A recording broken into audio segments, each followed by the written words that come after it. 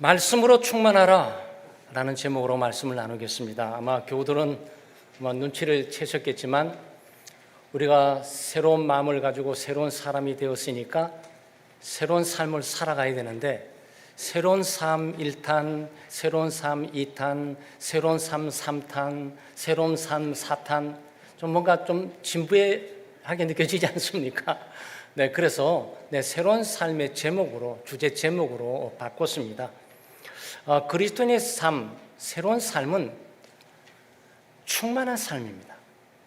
은혜 충만, 말씀 충만, 그리고 기쁨 충만, 능력 충만, 바로 그 충만한 삶이 바로 새로운 삶입니다.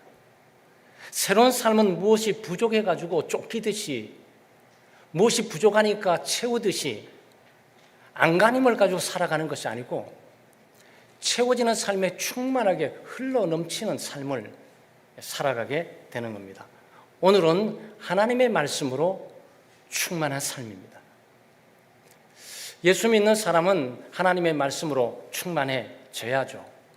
그래서 오늘 본문에도 그리스도의 말씀이 너희 속에 풍성히 거하여 그렇습니다. 하나님의 말씀이 내 속에 풍성하게 거한다, 그런 얘기입니다. 이 의미를 우리가 살펴보고, 이렇게 하나님의 말씀으로 풍성해지게 되면 도대체 어떤 삶의 결과가 있을까? 하나님의 말씀으로 충만해지게 되면 우리는 어떤 새로운 삶을 살아갈 수 있을까? 우리가 묵상을 해보도록 하겠습니다. 첫째, 우리는 하나님의 말씀을 풍성히 마음에 품고 살아가야 됩니다. 여기에 아마 여러분의 한글에는 자세히 나와 있지가 않겠죠? 풍성히 거하여 그래가지고 아주 끝이 애매해요. 근데 풍성히 거하라 라는 명령입니다. 예수 그리스도께서 그리스도의 종인 우리에게, 예수 그리스도를 믿고 따르는 우리들에게 하나님의 말씀으로 충만히 거하라 명령을 하고 있는 거죠. 그래서 명령은 우리가 해도 되고 안 해도 되는 게 아니고 반드시 해야 되는 거죠. 다른 말로 표현하면 예수 믿는 사람, 그리스도를 믿고 따르는 사람, 새롭게 되어서 새로운 삶은 반드시 하나님의 말씀으로 풍성하게 채우고 살아가야 되는 겁니다. 하나님의 말씀은 우리 새로운 삶과 굉장히 밀접한 관계가 있습니다. 왜냐하면 여러분 어떻게 거듭나셨습니까? 여러분 어떻게 새 생명을 가지게 되셨습니까? 어떻게 예수 믿고 구원을 받게 됐습니까? 말씀을 통해서. 네, 성령께서 말씀을 통해서 여러분에게 새 생명을 주시고 말씀의 생명의 씨앗을 여러분에게 두시면서 거듭나게 하시는 거죠. 이 영적인 생명이 어떻게 자라는 거죠? 하나님의 말씀을 먹고 자라는 거예요. 우리의 육신이 밥을 먹고 식사를 먹고 양식을 먹고 자라듯이 우리의 영혼과 우리의 믿음은 하나님의 말씀을 먹고 하나님의 말씀을 공급함으로 자라는 거예요. 믿음은 들음에서 나며 들음은 그리스도의 말씀으로 말미암느니라 그러지 않습니까? 네, 그래서 우리는 하나님의 말씀과 밀접한 관계가 있습니다. 거듭나서 새 생명을 가지고 기독교인이 될 때도 하나님의 말씀으로 된 것이고, 기독교인의 삶을 살아가고 그리스도를 따르는 일에도 하나님의 말씀으로 살아가게 되는 거고, 그러니까 말씀이 없이는 기독교인이 될 수가 없고, 말씀이 없이는 거듭날 수가 없고, 말씀이 없이는 새로운 사람이 될 수가 없고, 말씀이 없이는 새로운 삶을 살아갈 수가 없다라는 거죠. 여러분과 제가 새해가 되어서 날이 바뀌어졌지만 새로운 사람이 되어서 새로운 삶을 살기를 원한다면 반드시 하나님의 말씀을 마음속에 풍성히 두고 살아야 됩니다. 너희 속에라는 얘기는 두 가지의 의미가 있어요. 너희 속에 하나님의 말씀을 풍성히 거하게 하라. 여기 너희 속에는 개인적인 우리 속에라는 의미가 있어요. 그러니까 예수 믿는 사람들을 각각 개개인이 하나님의 말씀을 풍성히 마음속에 두고 살아야 되는 거죠.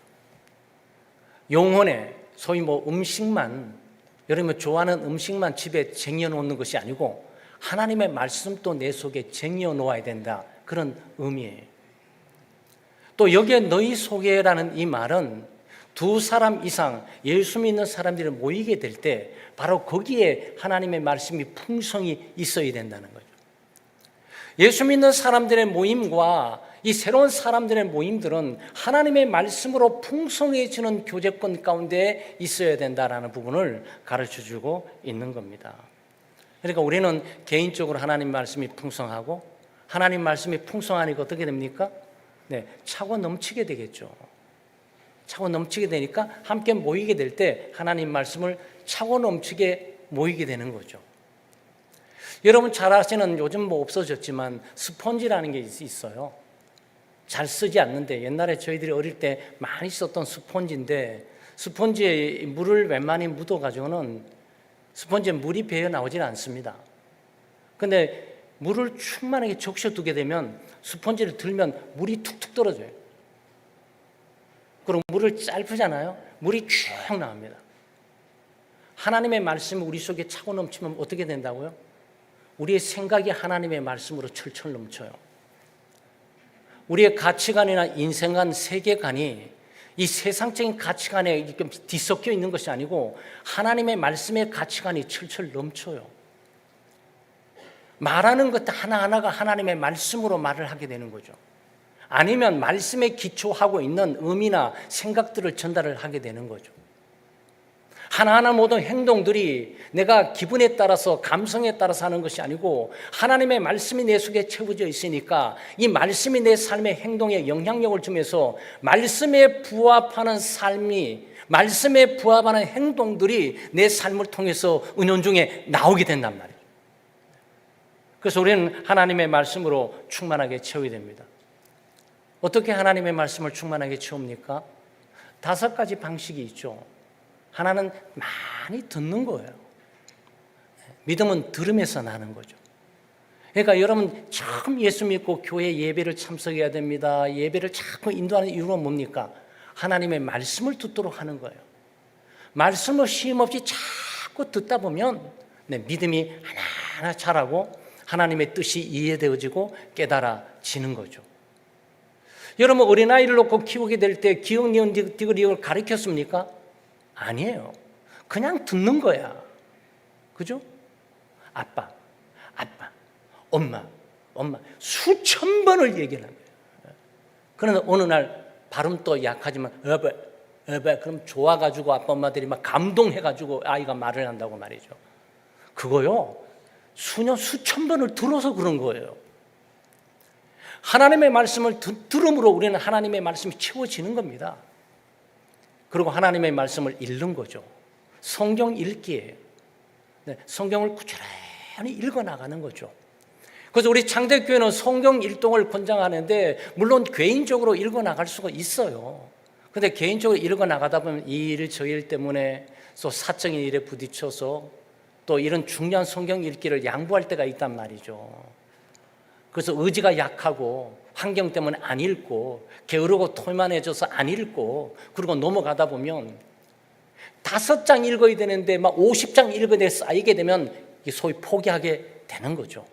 이걸 방지하기 위해서 매주마다 우리가 성경 문답지를 여러분 제공해 줍니다. 교회가 구속을 하는 거예요. 교회가 여러분에게 통제를 주면서 의지적으로 의식적으로 일을 하도록 하는 거죠. 그래서 성경을 쭉 읽어 나가셔야 돼요.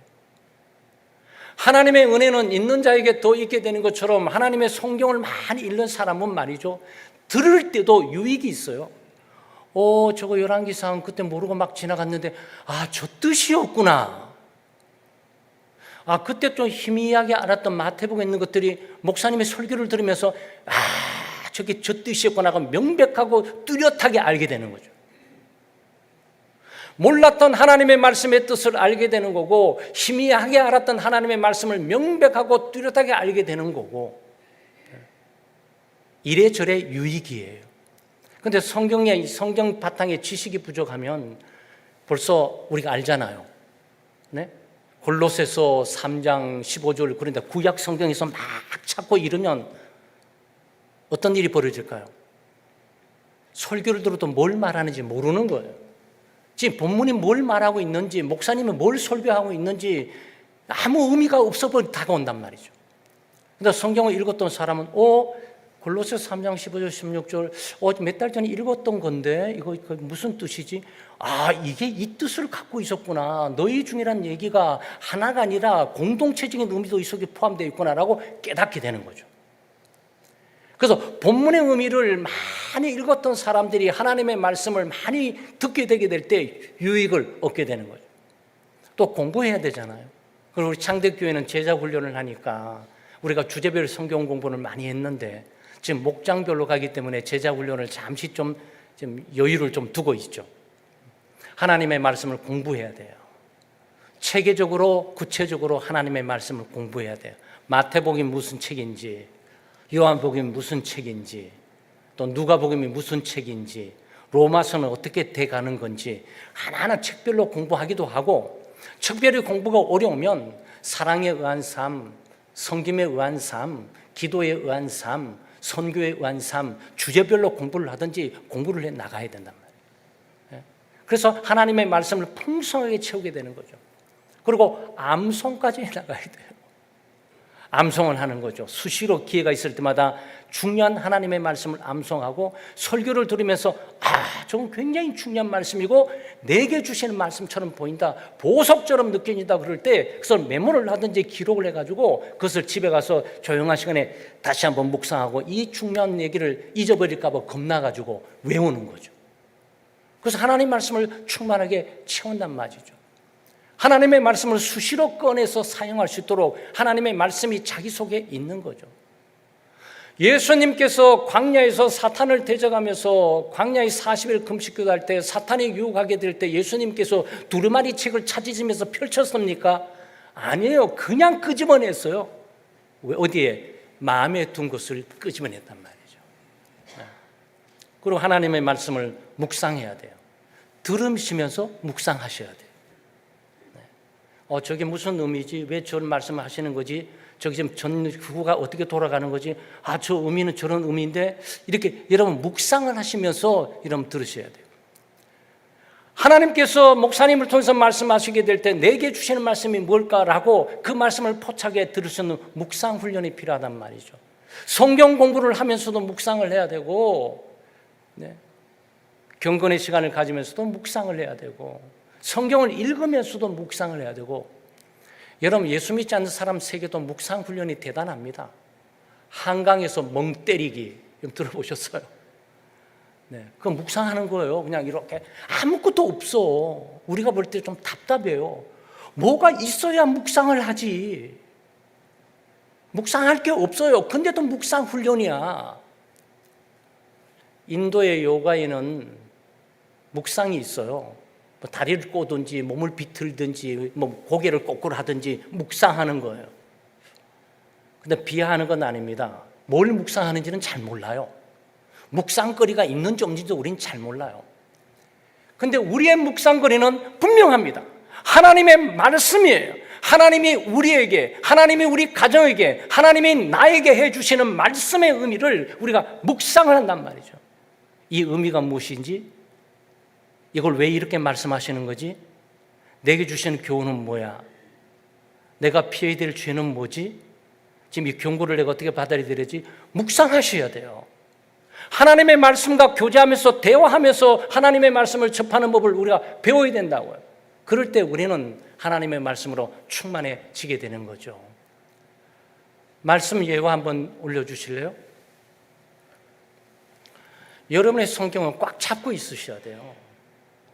여러분 저보다 힘이 세지 못하면 이거 뺏을 수 없습니다.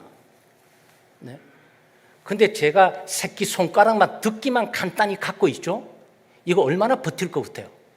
저 이거 1시간 못 버틸 것 같아요. 벌써 새끼 손가락이 당겨요. 듣기만으로 하나님의 말씀을 굳게 붙든다? 어림도 없어요. 읽기가 좀 필요해요. 요거는 좀 더 오래 가겠죠. 또 공부도 필요해요. 또 암송도 필요해요. 묵상 필요합니다. 꽉 잡고 계셔야 돼요.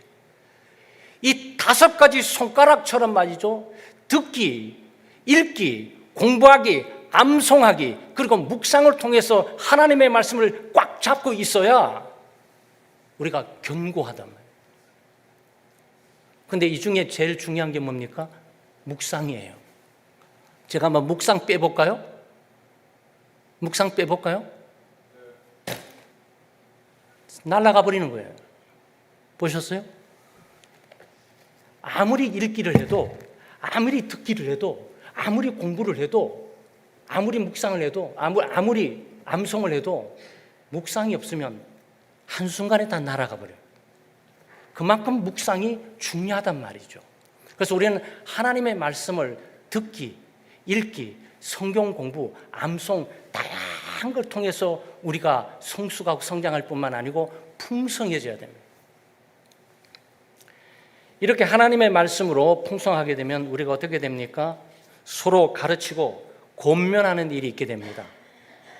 서로 가르치고 권면한다 그랬습니다. 16절 상반절에 모든 지혜로 피차 가르치며 권면하고. 그래서 우리 1차적으로 우리 어머니들이 자녀 교육에 걱정하실 필요 없어요. 말씀으로 딱 무장되어 있잖아요. 근데 말씀으로 아이들을 수시로 교훈하고 가르칠 수 있어요.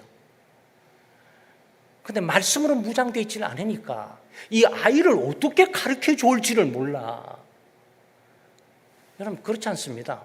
하나님 말씀으로 무장되어 있는 분들은 우리 자녀들을 어떤 상황과 여건 가운데 하나님의 말씀으로 교훈하고 양육하고 가르칠 수 있어요. 이 엄청난 사람을 사람 되게 하고 사람을 하나님의 사람으로 되게 하는 이 엄청난 교육 재료를 갖고 있으면서 기독교인 부모들이 사용하지 않는다는데 정말 개탄할 일이죠. 그건 우리의 게으름입니다. 우리는 그 많은 시간들을 하나님의 말씀에 투자하는 법을 우리가 배워야 하는 거죠. 얼마나 교회끼리 모이면 좋습니까? 서로 모여서 하나님 말씀으로 위로하고 격려하고 권면하고 하나님 말씀으로 위로받고 권면받고 힘들고 어려운 사람이 있을 때마다 옆에 있는 사람이 갑작스럽게 아무것도 염려하지 말고 오직 모든 일에 기도와 간구로 너희 구하셔서 감사함을 하나님께 아뢰라. 그런 모든 지각에 있던 하나님께서 너희 마음의 생각을 지켜주시리라 하고 말이죠.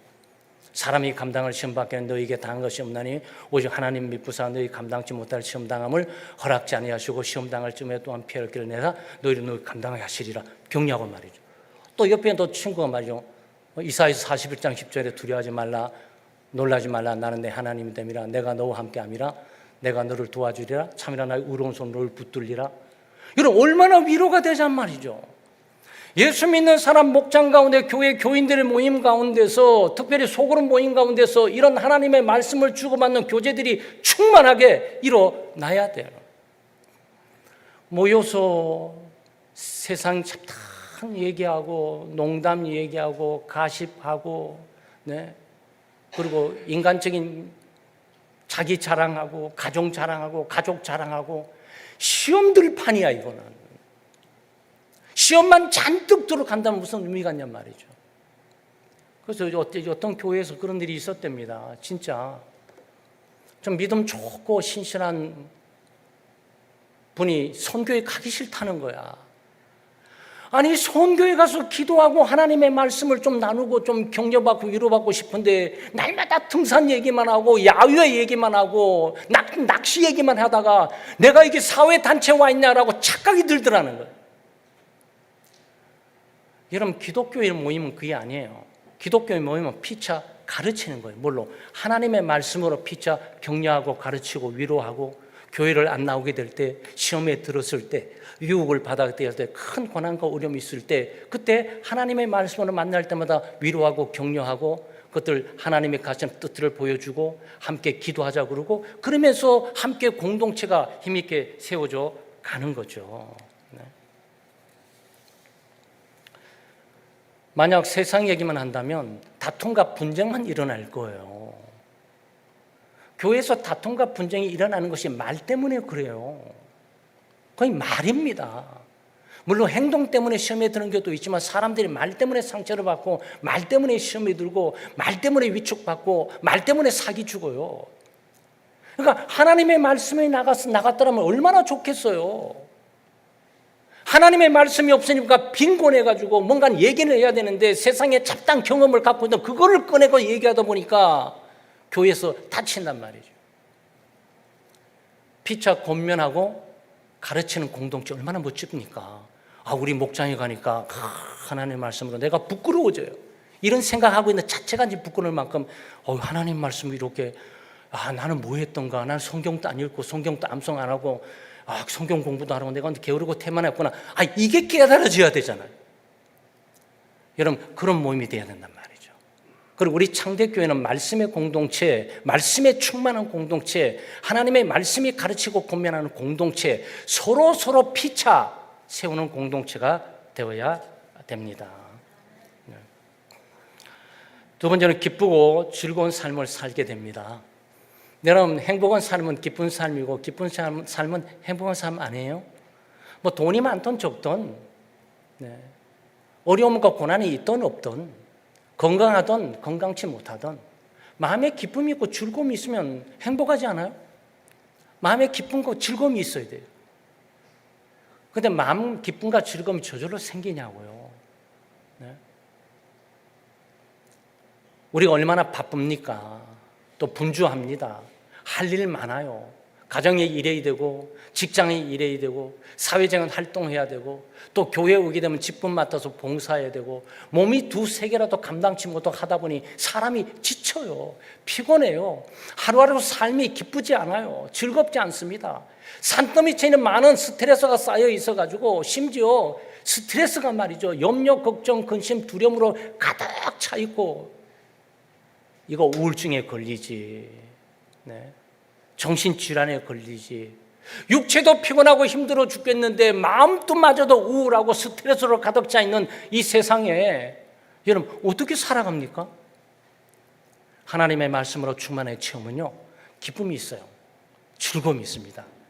여기 지금 16절 중반전에 시와 찬송과 신령한 노래를 부르며 그러잖아요. 시와 찬송과 신령한 노래, 시는 시편을 말하는 거고, 찬송은 우리 찬송가를 말하는 거고, 신령한 노래는 복음성을 말하는 거예요. 문화 속에서 창출되는 복음성, 기독교인이 하나님의 받은 은혜, 하나님의 구원의 은총에 감사해서 하나님께 찬양하고 돌리는 송이 복음성이죠. 복음에 관계된, 복음에 감동받고 복음의 은혜를 받아서 그 복음의 반응을 믿음으로, 음악으로, 가사로 표현해 내는 거죠. 노래 아무나 부르나요? 여러분, 노래 언제 부르세요? 마음이 기쁘셔야 돼요.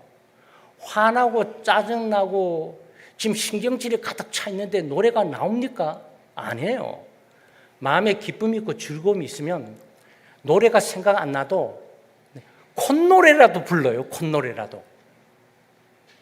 그런데 예수 믿는 삶은 따분한 삶이 아니에요. 지루한 삶이 아닙니다. 고리타분한 삶이 아니에요. 몸이 건조한 삶이 아니에요.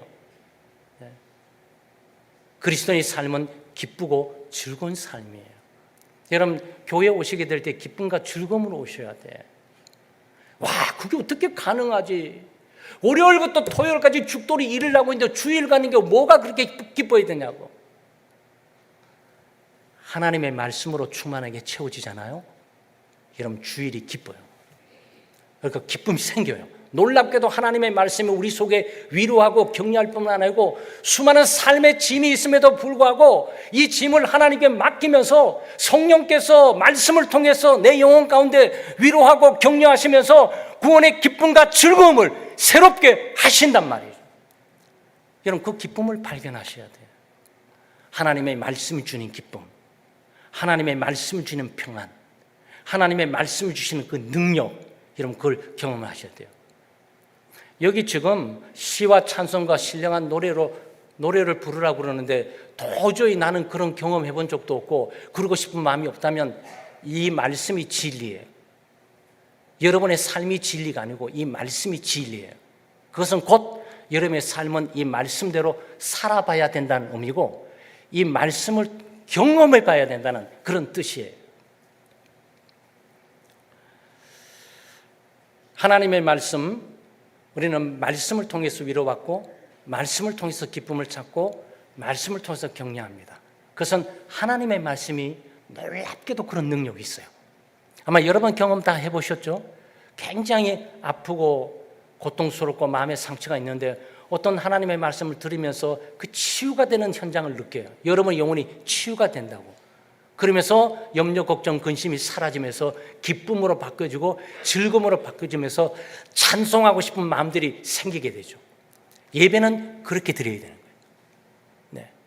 예배는 은혜 받기 위해 오는 건 사실이지만 받은 은혜에 감사하고 감격해서 하나님을 높여드리기 위해서 우리가 여기에 와 있는 거죠. 그래서 우리는 웃음 치료법을 통해서 우리가 기뻐하려고 노력하지 않습니다. 심리적인 치료법을 통해서 우리가 기뻐하고 즐거워하려고 하지 않습니다. 내 자신이 기쁘고 즐겁지 않는데 기쁘고 즐겁다고 자기 체면을 걸으면서 나 지금 우울합니다. 나 지금 화가 납니다. 나 짜증납니다. 김동민 너는 기뻐해야 돼. 기뻐해야 돼. 너는 즐거워야 돼. 이렇게 세뇌시켜가지고 기뻐하고 즐거워하려고 노력하지 않습니다. 하나님의 말씀, 이 충만하게 내 영혼 속에 거하게 되면 이 말씀이 내 영혼을 새롭게 하고 구원의 기쁨과 즐거움으로 바꿔주시는 거예요. 네. 여러분 2025년도 한 해는 우리 창대교회에 우리 교우들이 이걸 경험을 하자고요. 말씀으로 충만해야 되겠다. 때를 얻든지 못 얻든지 하나님의 말씀을 접하고 하나님의 말씀을 듣고 하나님의 말씀을 읽고 더 나아가 하나님의 말씀을 공부하고 더 나아가서 점진한 하나님 말씀을 암송하고 그리고 더 성숙함에 하나님 말씀에 굳게 서기를 원한다면 하나님 말씀을 깊이 묵상하는 그런 믿음의 공동체, 우리 믿음의 목장, 우리 믿음의 소그룹 되시기를 주의 이름으로 축원합니다. 마지막으로 서로 화답하면서 화목하게 살게 됩니다. 오늘 본문에 보면 서로 피차 가르치고 권면하여 그랬습니다. 그렇지만 에베소서 5장 19절에는 동일한 내용이 들어있는데 시와 찬송과 신령한 노래들로 서로 화답하며 그랬습니다.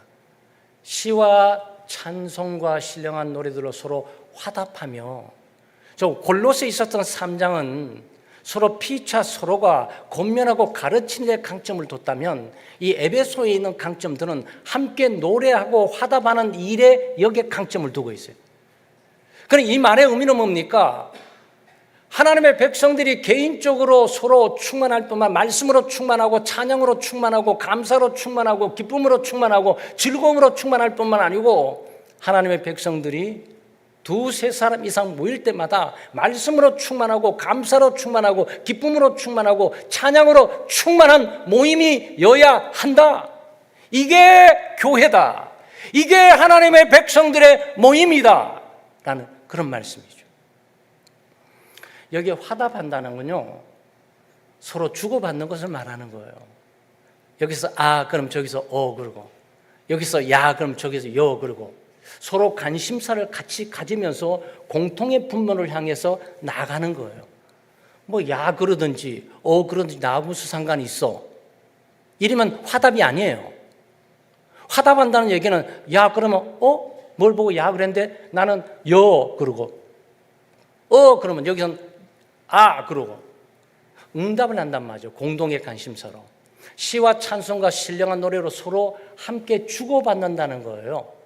네, 이것이 화답이라는 의미입니다. 하나님의 성도들은 서로 화답하고 살아야 되는데 사실 세상 속에도 많이 있어요. 시조 알지 않습니까? 누가 딱 양반이 시조 하나 딱 읊으면 저쪽에 있는 양반이 시조로 딱 답을 하고 또 저쪽에 양반이 나타나서 다른 시조로 딱 화답을 합니다. 우리 현대판에 오페라라는 것이 있는데 이 오페라에 있는 많은 사람들이 나오는데 누가 노래를 쫙 나옵니다. 그걸로 끝나는 것이 저쪽에 화답하기 위해서 쫙 나타나서 쫙 이것을 응답하든지 또 반응하든지 또는 여기서 반대하든지 이것을 또 지지하든지 노래로 하는 거죠. 노래로 말을 하고 노래로 메시지를 던지고 노래로 마음을 표현하고 노래로 하는 거죠. 마음이 기쁘고 즐겁게 되면 이렇게 시와 찬송과 신령한 노래로 서로 화답한다는 거예요. 여러분 예를 든다면 힘들고 어려운 분들이 함께 있잖아요. 모임에 모여서 모이면 누가 시작하는 겁니다. 물론 꼭 이게 무슨 규칙이 있고 어떤 규범이 있고 순서가 있어서 그런 것이 아니고 하나님의 성령의 인도하심에 따라서 주님요 이 손을 꼭 잡고 가소서 찬양할 수 있어요. 힘들고 어려우니까 주님요 이 손을 꼭 잡고 가소서 부릅니다. 끝나게 되면 옆에 있는 다른 분이 하나님은 너를 지키시는 자 따라 부를 수 있는 겁니다. 그러면서 또 다른 분이 갑자기 나의 등 뒤에서 나를 도우시는 주 이렇게 노래 부를 수가 있죠. 그리고 또 갑자기 뭐 사람이 많으면 내가 어둠 속에서 헤맬 때에도 주님은 함께 계셔. 여러분 응답을 하는 거죠. 여러분 이게 뭘 의미하고 있는 거죠? 서로 화답하는 거예요. 관심사가 같아요. 하나님의 은혜가 임하고 하나님의 치유가 임하고 하나님의 임재와 그 영광이 어려움을 당하는 저분뿐만 아니고 우리 함께 가운데 임하기를 원해서 찬양을 믿음으로 고백하고 하는 거죠. 여러분 이런 모임 생각해 보셨어요? 얼마나 멋진 모임이겠습니까? 목장에 갔는데 힘들고 어려운데 갑자기 찬양하면서 이렇게 서로 화답하는 거죠. 그리고 어떤 분은 뭐 이렇게 부를 수도 있죠. 괴로울 때 주님의 얼굴 보라. 이게 말이죠. 자기가 말씀을 해서 격려해 줄 수도 있지만 찬양의 가사와 메시지를 통해서 하나님께 올려드리는 거지만 이 가사 형제요 정말 괴롭고 힘들지만 주님을 바라보기를 원합니다라는 마음을 가지고 찬양을 할 수가 있지요.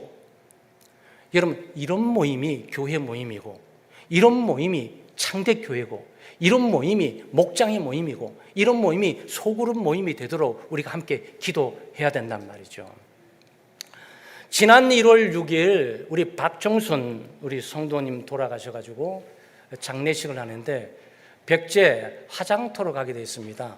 우리 전용일 목사님이 운전을 하시고 제가 옆에 있고 황 전사님하고 뒤에 심희정 간사님하고 권사님들 몇 분, 8분 정도인 것 같아요. 뭐 다 이름을 거물하셨는데 여러분 정도가 이제 벽제 화장터로 가는 겁니다. 하관 예배 드리러 가는 거예요. 이재성 성도님 와 계시지만 여기 가는데 날씨도 좀 쌀쌀하고 또 이렇게 이런 상황 가운데인데 우리 전용일 목사님이 또 긴장된 말을 딱 던졌어요.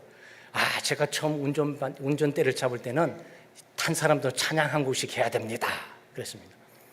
갑자기 약간 책임감을 가지고 우리 권사님들이 무거워진 거예요.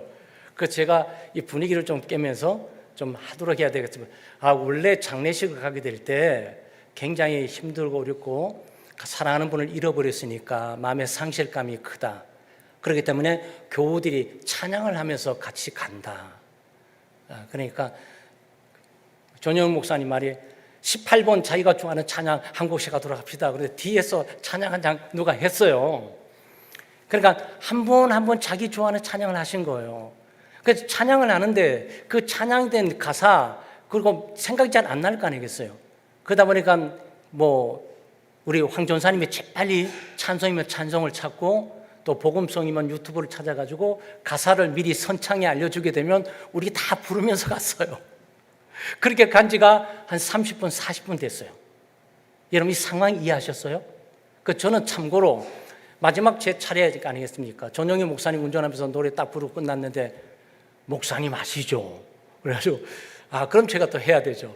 근데 길게 하면 안 되니까 찬양하라는 내용으로 했습니다. 찬양하라 내 영혼아 찬양하라 내 영혼아. 장례식장 가는 팀이 여러분 우리가 거기서 뭘 느낀 줄 아십니까? 아마 다 공통적으로 느끼셨을 거예요. 평안하고 여기가 천국이다. 염려, 걱정, 근심들이 다 사라지고 인간적인 대화가 이런 것들이 다 사라지고 그냥 찬양 속에 거하신 하나님을 바라면서 차는 진행돼 나가면서 우리가 찬양으로 계속 주고받으면서 화답하고 갔단 말이죠. 하나님의 인도를 느낄 수가 있고 이런 상황에 무슨 분쟁이나 다툼이 일어날 수가 있겠습니까? 함께 서로 화답하면서 찬양을 드리게 되면 거기에 연합이 있습니다. 거기에 하나됨이 있는 거죠. 교회는 그리스도 안에서 연합되고 하나된 공동체고 성령의 하나됨을 지켜나가야 하는 것인데 지켜나가는 방법이 뭐겠습니까? 하나님의 말씀으로 충만해지는 거죠. 네, 우리가 개인적으로 하나님 말씀이 충만해지고 우리 지체들이 하나님 말씀으로 충만해지게 되면 여기에 분쟁과 다툼들은 다 사라져버리고 영광받을 질 하나님 중심으로 우리는 연합되고 하나가 되는 거죠. 이걸 안 하니까 엉뚱한 다른 일을 하다 보니까 싸우고 다투고 분쟁하고 시험 들고 난리예요. 우리 그렇게 살지 맙시다. 2025년도 한 해는 새로운 한 해로 우리가 진행되는 만큼 새로운 사람이 됐고 새로운 삶을 살아가는 거라면 하나님의 말씀과 함께 말씀으로 충만한 삶, 우리 개인뿐만 아니고 우리 목장과 우리 또 전체의 소그룹에 하나님 말씀으로 충만해 살아가야 되겠습니다. 그래서 우리가 창대교회에서 매일 성경을 나갑니다. 그래서 지금 나가는 목장도 있고 안 나가는 목장도 있고, 그래서 매일 성경처럼 주보에 보시게 되면 우리 토요일날 주일은 새벽 기도를 하지 않지만 여기에 혹시나 매일 성경이 없는 분을 위해서 여기에 저 새벽 기도에 토요일 주일 것까지 다 넣어놨습니다. 근데 이 순서는 매일 성경 순서를 이렇게 따라갑니다. 그래서 여러분 매일 성경이 쉽지는 않아요. 그렇지만 은혜롭게 할 수 있습니다. 기도하고 오른쪽에는 성경이 있습니다. 성경 본문이 한 15구절, 20구절 정도. 왼쪽은 여기에는 하나님이 어떤 분이시며 이 교훈은 무엇이며 한, 둘, 세 개 정도 이 교훈들을 이렇게 놓았습니다. 아마 이런 바쁜 일정 가운데 짤막하게 이것을 보면서 이게 묵상을 하고 하나님이 내게 주신 말씀을 듣고 깨닫고 목장에 가서 그룹에 가서 나눌 수 있도록 되어 있어요. 그래서 매일매일 진행해 나가게 될 겁니다. 혹시나 그렇게 함에도 불구하고 이 말씀의 의미가 잘 깨달아지지 않고 교훈이 적용되지 않는다면 새벽 기도를 여러분이 그 날짜의 새벽 기도 영상들을 딱 보시게 되면 어김없이 우리 창대교회 공동체를 위해서 새벽 기도가 그 본문에 대해서 설교로 나가게 됩니다. 그는 경건의 시간 메시지로 준비되어 있지만 여기는 설교 강단이니까 설교 형식으로 바꿔줘서 여러분에게 전달되게 될 거예요. 그것을 들으시면 또 뚜렷해요. 그것들을 소그룹에 가서 많이 나누세요. 소그룹에서 모든 경건의 시간을 다 나눌 수는 없죠. 그러면 그 중에 굉장히 은혜로웠던 것도, 어떤 분은 1일께 은혜로웠고 어떤 분은 3일께 은혜로웠고 어떤 분은 5일께 은혜로웠고 그것을 나누시면 돼요. 그것이 얼마나 풍성해진지 모릅니다. 그 풍성한 말씀의 잔치가 우리 모두를 살리게 될 것이고 믿음을 견고하게 될 것이고 우리를 연합시키게 될 것이고 우리를 화목하게 될 것이고 우리를 하나로 만들 거예요. 이렇게 되게 되면 드디어 하나님이 말씀을 통해서 나뿐만 아니고 우리를 사용하는 선교, 전도, 교육, 구제, 봉사, 우리가 역동성 힘있게 시험에 들지 않고 하나님의 말씀의 능력을 힘입어서 우리가 해나갈 수가 있습니다. 그럼 우리 창대 공동체 되시기를 주의 이름으로 축원합니다.